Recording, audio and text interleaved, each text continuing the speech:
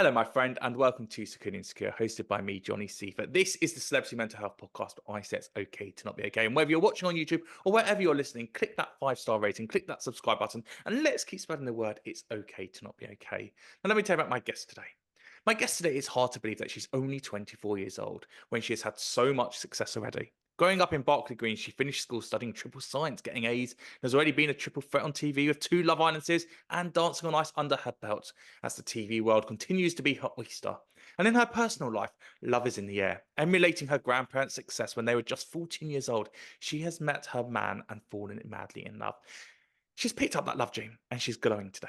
And so I'm delighted with a big grin on her face to welcome my favourite brummy. It's Liberty Poole. Hello, Liberty. Hi, you've done your journalism, you did your And research. look, Lib, we're both BCU people. What goes on in Birmingham Yeah, City comes with me everywhere I go. I'm loving it. I'm loving it. Yeah, you picked up the key points about me there. Thanks for having me today. I can't wait to talk about mental health. It's something that means, a lot to me because I feel like, especially like coming off Love Island and stuff, with me, it was kind of like I didn't really know what I wanted to do because I went from being like a normal girl and then like straight into like the influencing world.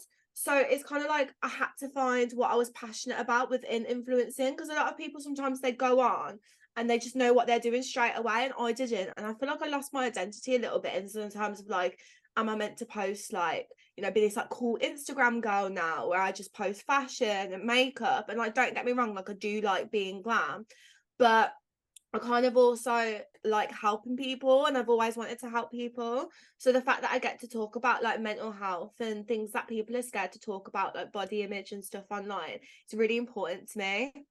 Well, it's really interesting when it comes to body image that we've got such a spectrum of body sizes now. And so you've got that, I suppose, and I hope this is okay to say, and this is a very open, safe space for you, is that, there are certain people on Love Island who are very, very thin.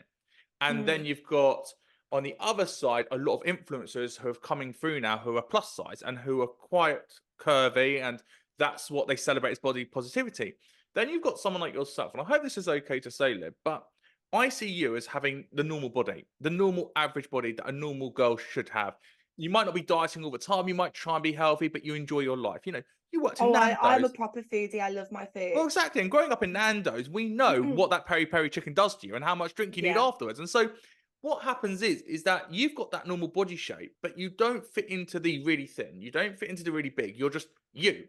And then Mm. suddenly in this influencer world, it doesn't kind of translate into a language on social media. And so you don't really know where to No, find I that. feel I feel like I was saying this, it's mad because as much as you shouldn't go looking for stuff, obviously I haven't had the most success when it comes to Love on Love Island. And I was like on Reddit the other day, and there's literally like debates on Reddit, like why can't Liberty find love? And people say it's because she's plus size, it's because she's curvy, because she's that. And that to me is so like unhealthy. And I feel like being like a beauty standards type of show, like Love Island, diversity and representation is so important because you are putting it out there, having someone on there that represents everyone. And I think girls could look at that and see a certain pressure to look a certain way. But I'm always inclusive with it because I don't want to be like, oh, curvy, curvy, curvy, curvy, because skinny people can get it as well. People get shamed for being skinny shamed. And it's just, we unfortunately, we live in a society where it's like, it breeds off our insecurities with marketing and products that breed off our insecurities, and it's like you need to look like this to be perfect, and that shouldn't be the case. Well, it's interesting what you've just said because there is, as we've known over the past decade, this Love Island body. Your bikini body ready, you've got the Love Mm. Island body ready for the summer. When you did a show like Love Island and you're looking at yourself, do you go, I'm Love Island ready? Or do you go, look, I'm a good looking girl, I've got the confidence, but it's an internal confidence, not external? Because there's a lot that goes on with Love Island when we look at the external factors, and we kind of tend to ignore the internal ones, I actually. wouldn't be like truthful if I didn't say that I didn't feel some sort of pressure to get like in some sort of shape for it. But I know that that's just like the pressure that society puts on me. So I try and like, I do feel that pressure, but I just try and block it out. And it's like, well, you know what? Like, I'm curvy, like, I'm me, and like embracing that because I think we're all made like really unique. Like, we all are unique. And if everyone looked the same, it'd be boring. So why is everyone trying to look the same? I think you should just embrace like your individuality, and like that's something I struggled with growing up massively. Like when I was at school and stuff, and like my first relationship was quite toxic, and I just never felt good enough. Like no matter what I did, like I just never felt pretty enough or like funny enough. Like I would always question myself. So I feel like recently I've really come into my own, and maybe that's come with age, maybe that's having to grow up quick and go through a lot of life changes, because I did go through a lot of life changes as well after Love Island. And I think it's just made me like wiser to being kinder to yourself as well, like being kind and being more self-accepting of you as a person. And I've always led with my personality, but I do feel like in this day and age people get lost in materialism, like how much you have, what money you have, what you look like, that people get so lost in the superficial that they forget what's important, which is like your morals, your character, like who you are. Well, I think when we look at someone like your background, for example, your dad lives in Germany, you've grown up in a single Yeah, parent household, and so you haven't had that male role model to tell you it's okay. So, yes, the morals, the values, all that's beautiful, and all that your mum would have instilled in you and your grandma would have instilled in you, and the fact your grandma had been in love for so many years, you had those values and those morals, but yeah. you do need that guy to give you that But I acceptance, didn't, whether that's a brother or a dad. yeah, I didn't have that in the household. So as much as my nan and granddad did together, and like I love them, and I love, I wasn't like in that household constantly where you're constantly around. It was just me and my mum, and my mum never had like a boyfriend because she always put me first. So she was a single parent for 12 years, and funny enough, I actually picked her boyfriend for her on uniformdating.com, and they've been together ever since. She met him when I was 12. But even so, like he was never in the house. And then like it was, and then like even when I was like 17, 18, he moved away to Abu Dhabi. So I've never had that like male figure. So I've kind of never really had that like idea of love. So I used to get that idea of love from movies, and then the movies that I watch, chasing the bad boy, and then you're the nice girl, and then the nice girl gets the bad boy, and it's all that sort of thing. And I definitely think that probably developed some like toxic habits in my time. Well, I see quite a lot. Oh my god, what is Liberty's taste in men? I do see that quite a lot online. It's just all like a learning curve, and like yeah, you have to go through these things to grow. Also, it's that factor that you're having to find out who you really are and start to grow into your looks and start to love yourself. And then, you had a boyfriend at 18 years old, you then get cheated on. And so suddenly that 18-year-old Liberty becomes that 12-year-old Liberty again, who's having to kind of claw back to find out who I am and where that self love actually comes from. And then going, Mm. I am okay. I do look okay. It's not because the way I look that I was cheated on, it's because of other factors. But that's really hard to actually compartmentalize. Yeah, and it is, and it is kind of difficult because obviously, like you said, you go on these shows, and because it's known for beauty standards, immediately everyone like jumps on like how you look, and like I'm like a very confident person, like I believe that I'm beautiful and everything, but like going on that type of show and like you're in a small environment and you have to remind yourself, right? Because in there it feels like real life, like if you are living it, like in the show, and they only put like a small selection of guys in, and it just so happens to be that every time I've been on, because I've actually done it 3 times. I did the first one, then I did it in the Violent Games in Fiji, and then I did the third one, and I kind of had like a similar story, and I thought, is it something that I'm doing internally, like is it me internally as a person, or is it just like the people that they're putting in there? So I kind of like have to keep reminding myself, no, it's only a small amount of people in the show, only a small amount of people in the show. Because like people have said things to me in the past, because I am quite like a big personality when I go out, and I can be a lot to handle. Like my mates have said to me in the past, maybe you're just harder to vibe with romantically because not many people are on your wavelength. Like I've had comments like that, so I was like, okay, but found a good one now, so that's what's important. Oh, she's dropped it. She's dropped it. Should we go there? Should we talk about So Josh? you want a little bit of tea? I don't want a little bit of tea. I want the whole kettle of tea. Let's talk about Josh. And then because what I want to do is talk about Josh. Oh yes, I tried to do like this soft launch thing where like you couldn't really see his Wait, face. I was trying to can keep. I tell you this soft launch, right? I don't know if Yeah. this is gonna come up because you're gonna love this then. Right, and I Okay. probably shouldn't say this. My friend saw it, right? And this soft launch was you showing a hand tattoo, right? Yeah. This is how much I'm invested in your relationship, right? Which is why I want all the teeth. So I'm showing you on screen. This is the picture of the hand, right? With the tattoos on the fingers. Now, Yeah. people thought, is it Adam Maxted? Now, Adam hasn't got the Mm. 4 letters on his fingers, and his No, tattoo only goes up on one hand. it's so funny. So then we think, well, hold on a minute. Is it Pete Wicks? Same Yeah, PR a lot of agency. I was getting that a The lot. hand is there, the tattoo goes down, but he hasn't got the S on his finger, and the others, and your guy Josh does, and on the other hand, we know it's on the wrong hand of Pete, and so it can't be Pete Wicks, and You it can't guys be are Adam FBI Maxted. chat. Social So media's a scary place. I know. So Josh comes along, and everyone's like, "What? This is a curveball. Who is this Josh guy?" And so all the press goes big on it. So we're going to do this in three sections. We're going to go through Josh. We'll get the tea. Then I want to talk about you and what that means for you, your self-love, the Mm. character of Liberty that we've built. And then I want to look at also the mental health implications of when the press pick it up and suddenly social media think, like me, that I'm the third wheel into that relationship and now I need to know everything. So let's go to Josh first of all. Tell me all about Mr. Raybold. I want to know Oh, everything. me and Josh have known each other since before Love Island. Which one? And One, two, three. I can't keep up with all the Love Islands you've done, Lib. before, like, I've known Josh since I was like 19. So since I was like even before I went on the show.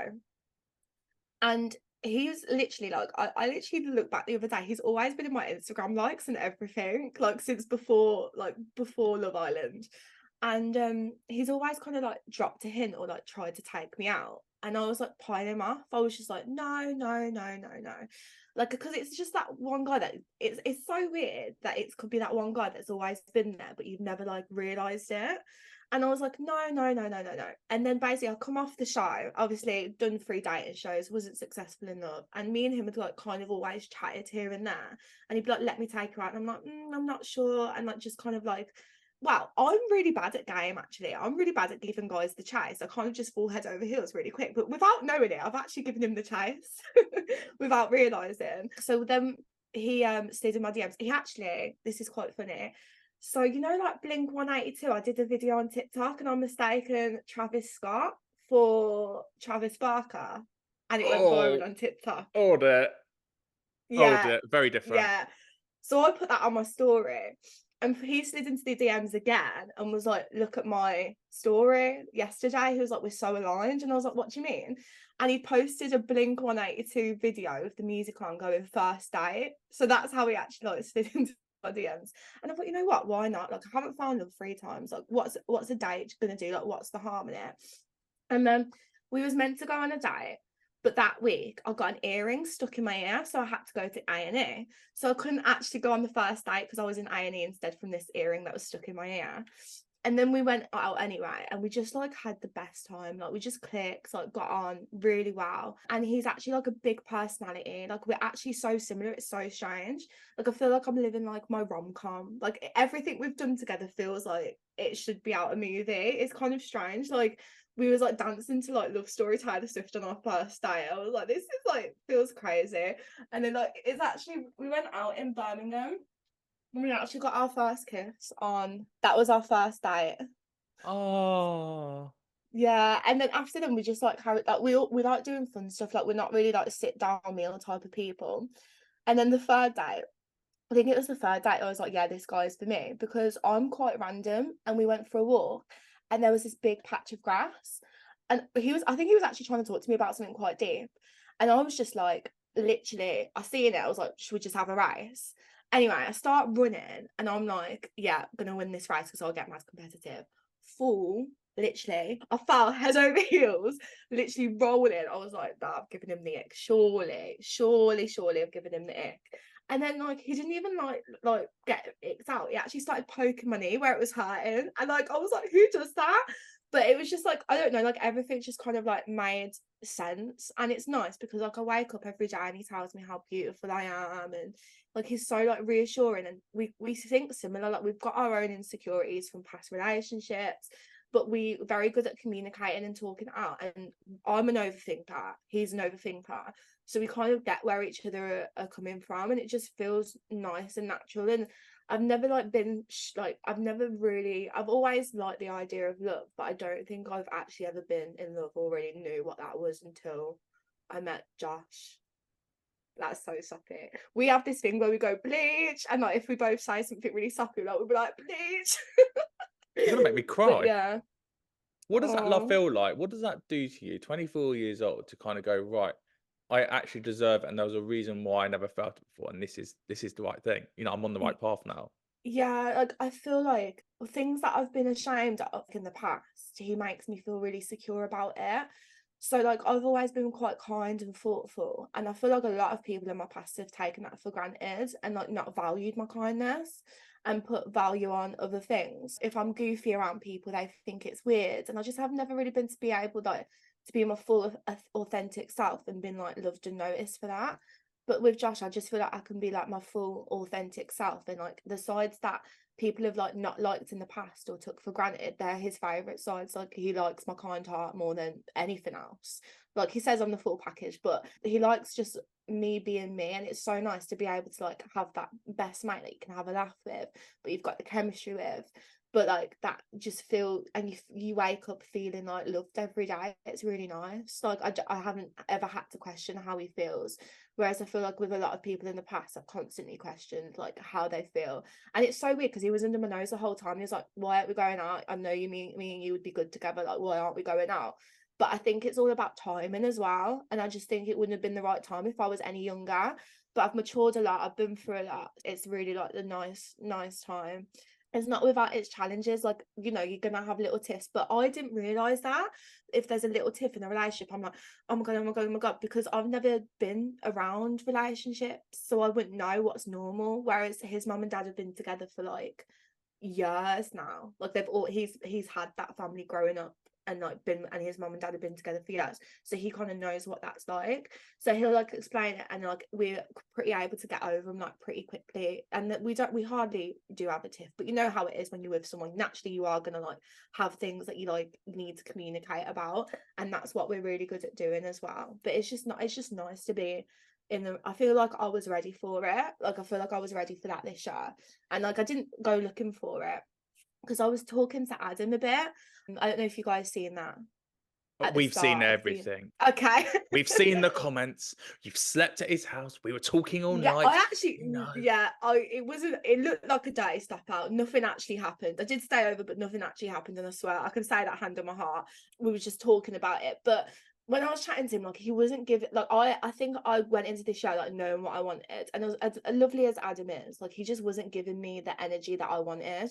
Like, I like someone to put in effort. And, like, well, that's one thing Josh has always done is put in effort. And yeah, like, it just feels right. You know, when you know, everyone says you know when you know, don't you? And I feel like I know. I feel like I'm living my own like after rom-com. Like I genuinely feel like I'm in a movie right now. You're And I'm living the like, you know, I'm the Notebook. main character energy. Well, it's sunny at the moment, but when it rains, I want you and Josh to be in that road, you know, lying down in the middle of the rain falling down you like they do in the Notebook, and then Yeah. start writing a You letter. know what? He's got such a big personality. Like he's actually so funny. He's actually done a couple shows himself. I was going to He say, so how old is he, first of all?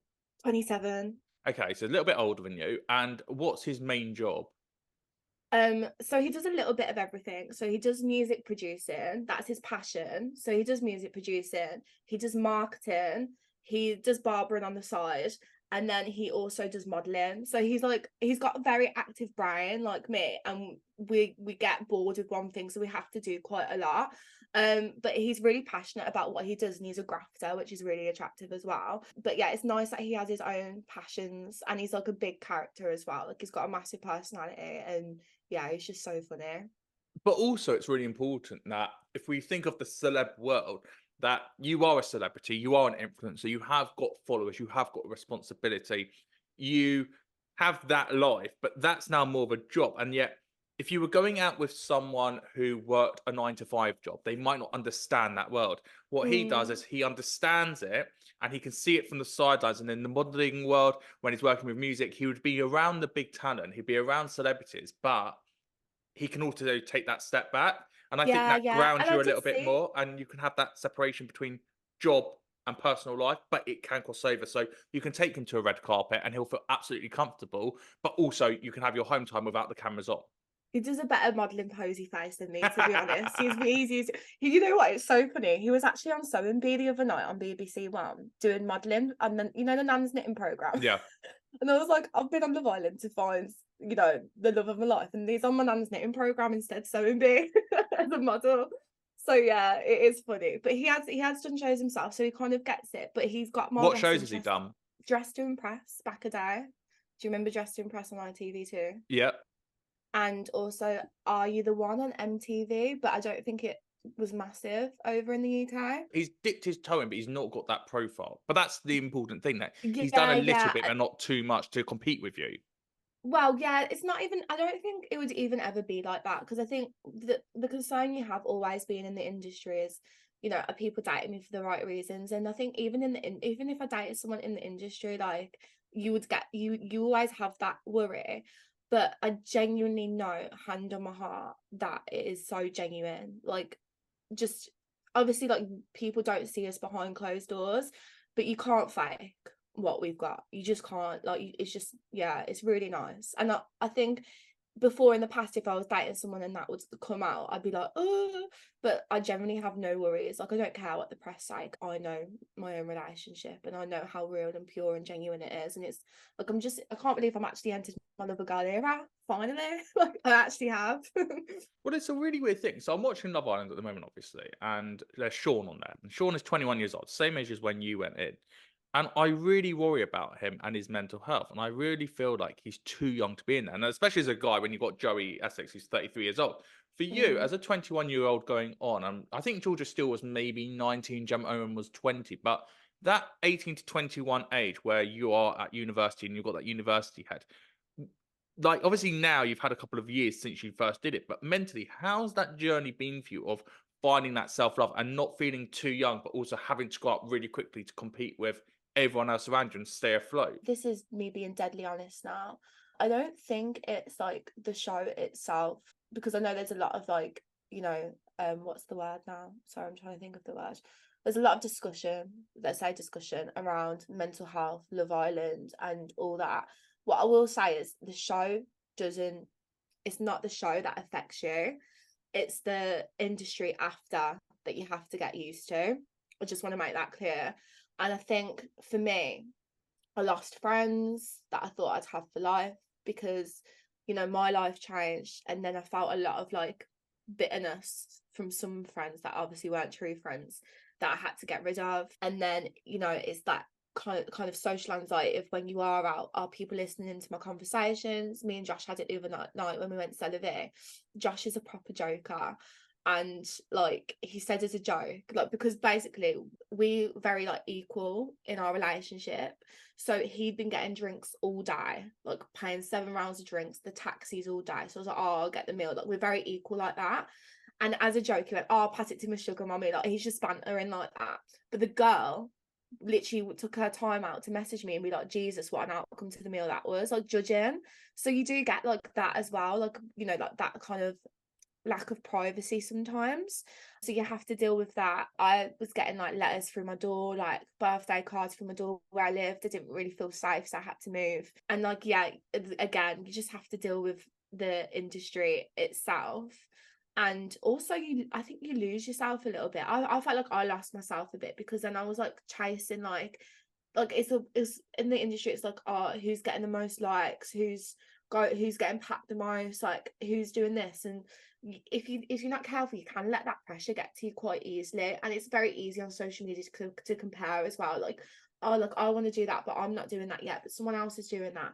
So you have to really keep yourself grounded. And I think I went through the stress of that in 2023. And now I'm just like, I don't care. Like, I feel like life's about being happy, and I'm in such a happy place right now. And I'm so secure in who I am as a person now, which I wasn't before. Like, I did feel the pressure. Do I have to be glam? Do I have to, like, post and be on top of fashion and makeup? Because I do like it, but naturally I am more passionate about body positivity and mental health. And I think when you've got a platform, it's really about finding you and what you're passionate about, and then just sticking at that. And that's what I've done, and I've channeled what I'm passionate about online.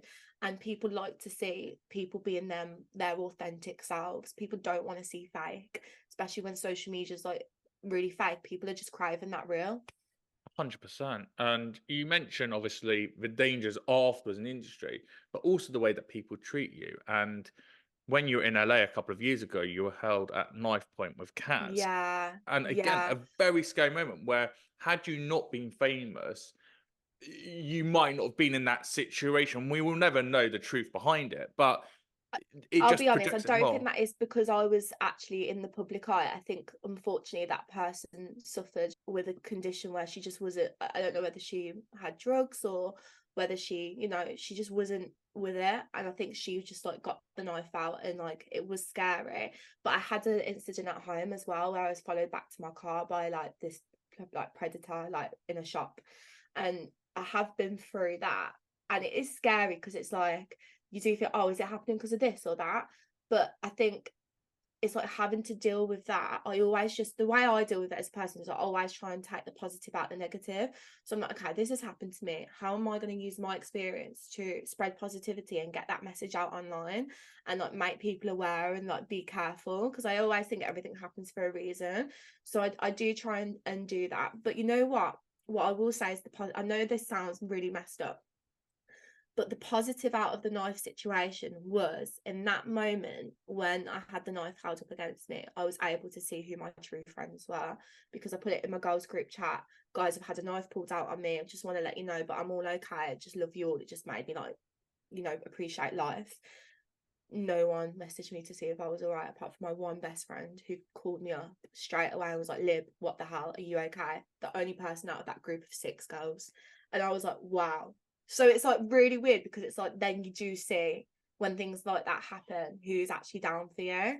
100%. Whoever's with you at your low times as well as high times. And the guy who Mm. followed you back to the car from the shops, what did that mentally do to you? Because obviously, afterwards, you can, hindsight's a beautiful thing and you can come up with those lessons. But mentally, how did you get through that of kind of finding that sense of I can be in society again, I can go to a shop again, and this was a one-off incident? That was really stressful. Like my adrenaline just went into full force because I told the security about him, and he knew that I didn't want to be like harassed or followed. He knew that, but he still waited. And when I come out with security, his car was there, and then his car drove off.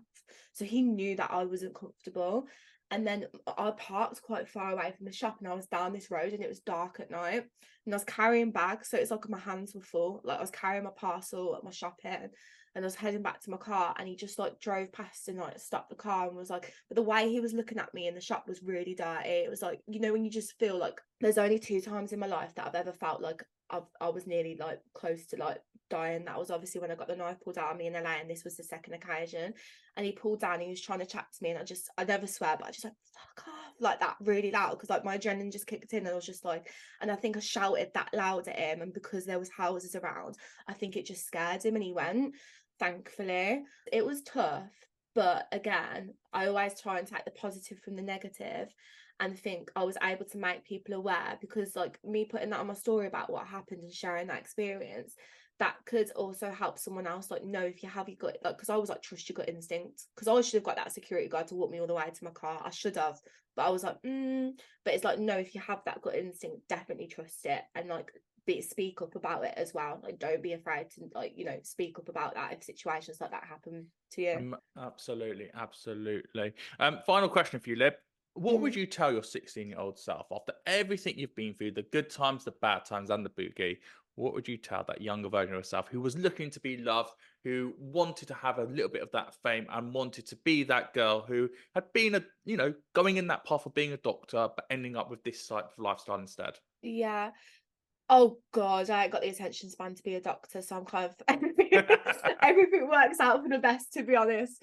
You know what's mad? Like when I was 14, I always actually wanted to say TV. I actually always wanted to be TV presenter, but I was like, oh no, it will never happen because like it's just not gonna happen. Like it's not real. And then like now I've had this opportunity, it's amazing. But what I would say is like trust the process. Like you might not understand why things are happening to you or why you're feeling like this, but I would say trust the process because it does get better.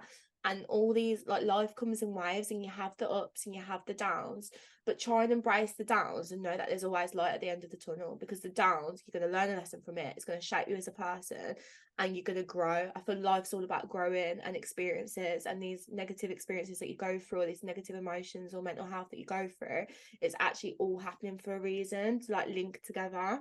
And I feel like today I'm like exactly where I'm meant to be in life. Whatever pace I'm moving at, I am meant to be living in this moment.